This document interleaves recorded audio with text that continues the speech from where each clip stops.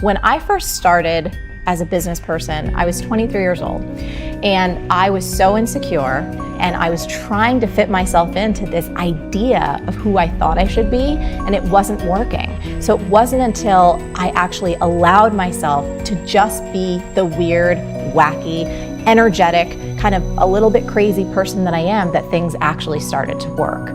And I've seen it time and time again, where people tend to feel stuck and stifled, where they tend to feel like their life force is just drained out of them. There gets to be despair and depression. They just feel stuck, is when they're not expressing the fullness of who they really are. They're trying to fit themselves into a conventional box. They're trying to live up to other people's expectations. They're trying to be someone who they really aren't, because they're afraid that the real them is going to get rejected. You know, and at the same time, culturally, we were starting to spend more and more time on our computers, and then devices started to come into play, cell phones, and I just watched as how so many people started living from the neck up and started losing touch with their intuition, that inner voice, the very innate wisdom that each of us are born with.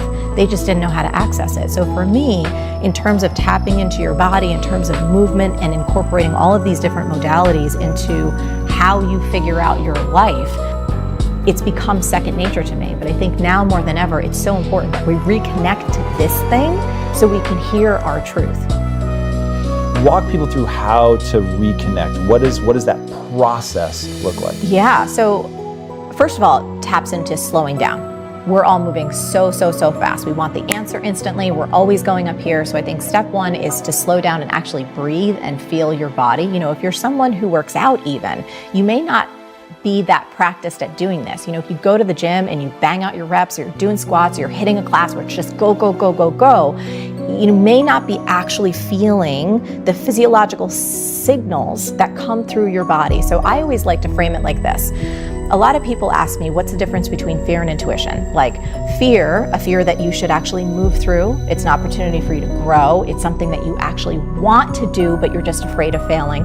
Or what if it's your intuition telling you this is the wrong move? It's hard to decipher that sometimes. You have to slow down. You can close your eyes if you can and ask yourself, in terms of the opportunity you're thinking about saying yes to, when you imagine yourself saying yes or moving forward with this idea or this person in your body, in the nanosecond you ask the question, how do I feel about this? Do you feel yourself expand or contract? This is a tiny micro movement of feeling within you. Expansion might feel like lightness, joy, excitement, fun, all of those feelings where you almost perceive your body moving forward in space ever so slightly. Contraction, think about it in terms of dread, despair. Something in you is saying no. There's a heaviness, a pit in your stomach. Even if that opportunity, even if that idea or that person that asked you something, on paper, it sounds like you should say yes, but something in you is like pulling back, that's your no. So it's a really great way to help people train themselves to tap into their inborn wisdom that's already within them, that's working to guide them on their best path. And it's when you have that level of faith to surrender to your body, to surrender that you have wisdom within you, that you're not going to access grinding to it. It unfurls almost like a flower blooms when it's ready.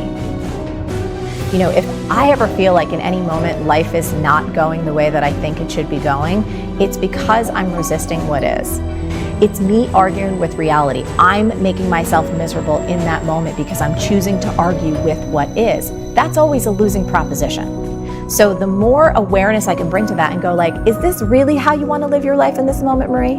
Because every single moment, as you know, sets you up for the next moment. And you string these moments together and guess what? You have your life. So every single moment is an opportunity for us to check ourselves before we wreck ourselves. And so I just try and play the game. If I'm miserable, if I'm upset, if I'm angry, if I'm cranky, it is my responsibility because it's based on what I'm thinking or believing in that moment. It's not the outside world causing me to feel this. It's what I'm doing up here that's making me have that reaction. And if I'm the problem, I am also the solution. And then in the moment, again, it sounds so simple, But I think we're all searching for these really complex things and we don't need them.